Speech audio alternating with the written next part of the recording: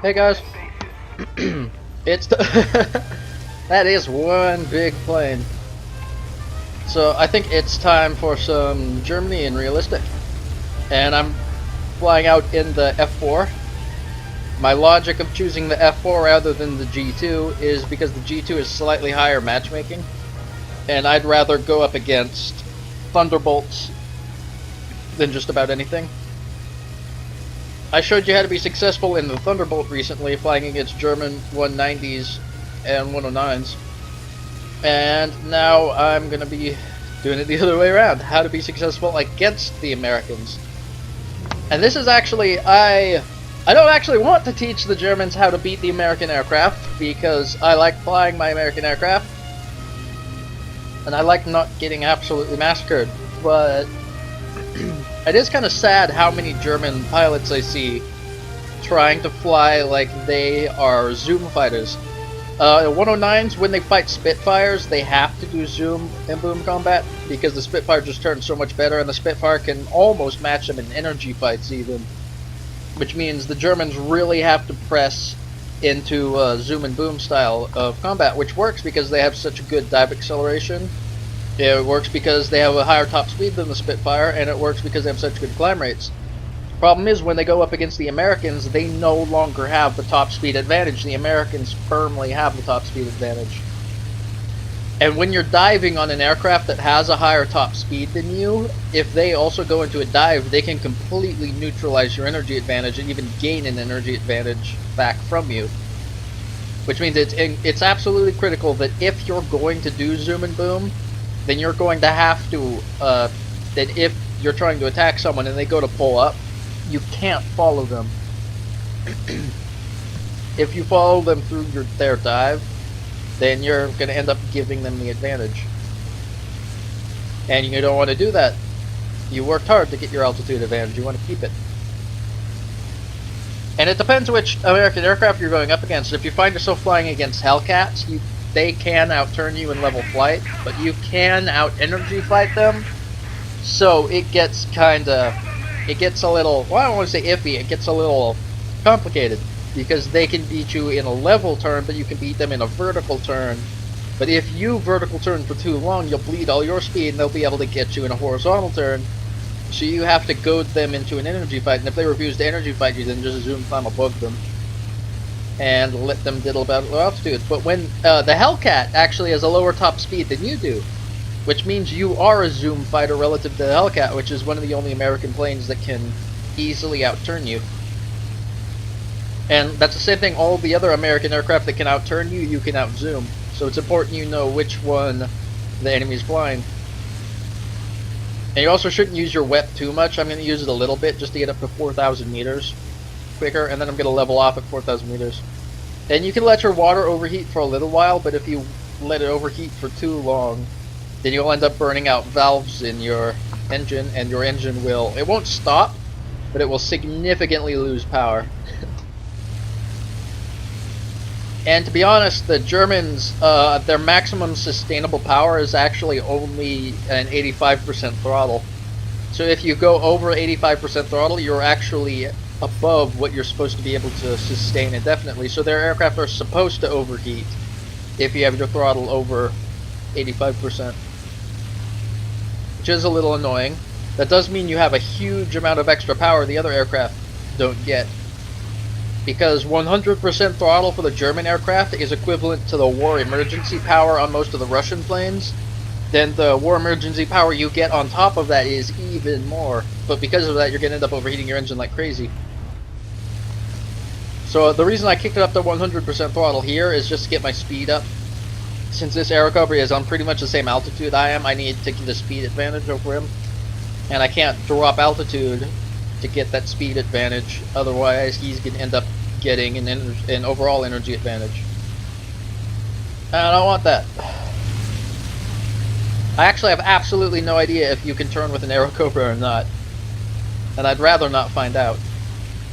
We have our Thunderbolt moving into position. I think I might try swatting through here, just because I do have a big scary cannon of doom.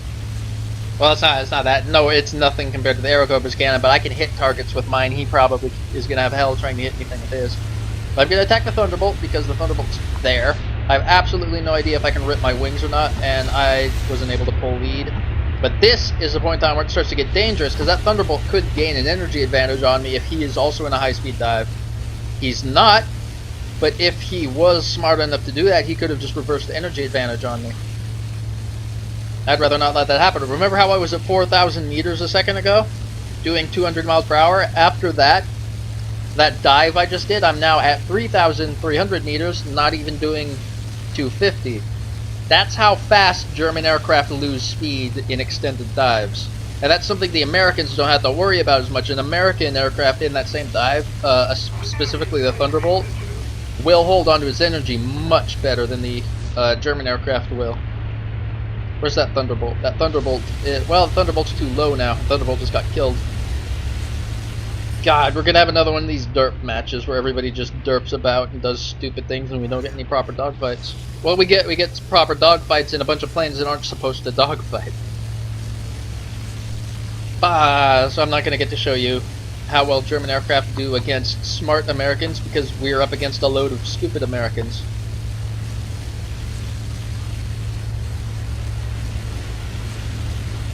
That Thunderbolt over there is closer to a lone than all the ones over here are, so I'm going to go after him.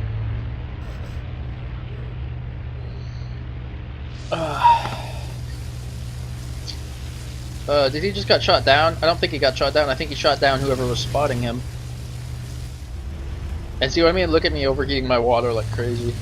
And you don't have to overheat your oil temperature to kill your engine. Overheating the water temperature on its own will be enough to kill it. Dun, dun, dun, dun, dun, dun, dun. Where'd the little guy go? There he is.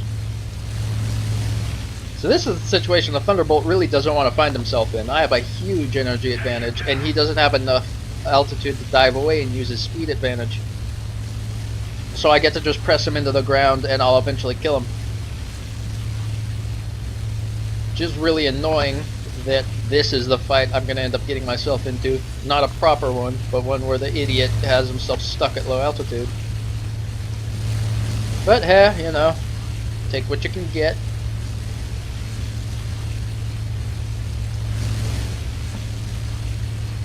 Is he really that stupid?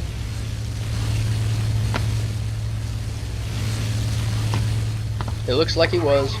He actually nosed up after me.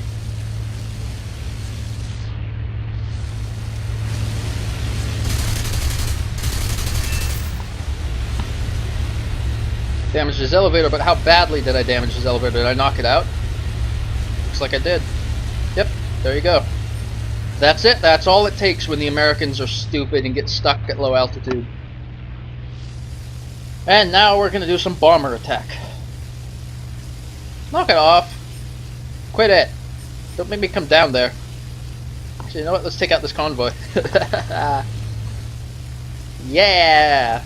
Get a bunch of armored cars all nice and lined up for me. Capturing C my ass. I'm coming for you.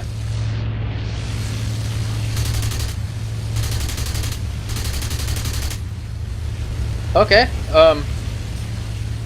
I've told you guys 1,000 times that accuracy is not my strong suit. We're just gonna prove that a little more here. Let's get some nice rudder in this turn. An aileron against the roll so we don't end up rolling over because of the elevator or the rudder input. It was far from the ideal way of doing that, but hey, you know. It took me that long to get one of them.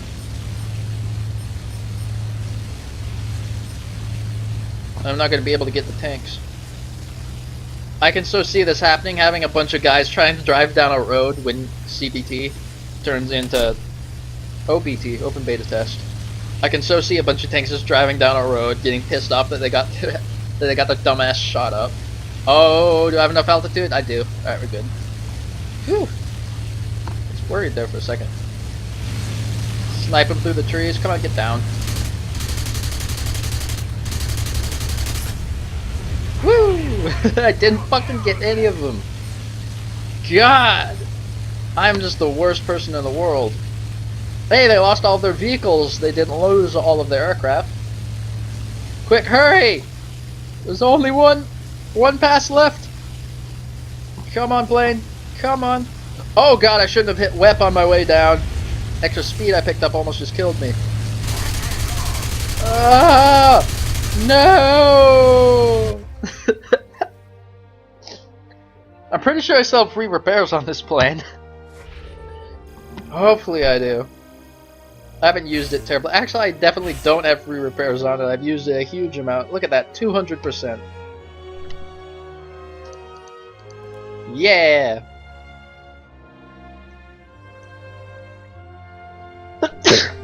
So anyway, that was a really bad example of how easy it is to kill Americans when the Americans play stupid. Apparently, the Americans are in greater need of watching my tutorial videos than the Germans are. But I'll keep trying, and eventually I'll get a video of how to beat the Americans when the Americans are actually playing smart. But the thing is, if an American plays perfectly and an American doesn't make a mistake, you're never going to kill them. They're never going to give you the opportunity for you to kill them. All you can do is deny them the ability to kill you and wait for them to make a mistake. And the only way you can do that is to climb to higher altitude than them, which means if they gain energy on you, you are absolutely 100% dead. All you can do is delay. If you get an energy advantage on them and they still have room to dive away, then they can just keep diving away and then zooming the second you give up over and over. And if you follow them through the dive, you'll end up losing the energy advantage to them due to their higher top speed. Then they'll zoom climb above you, you'll stall before you get them and go, what the hell, I thought I had the energy advantage, then they'll reverse and kill you. Which means fighting American aircraft should be a lot more difficult than fighting German aircraft.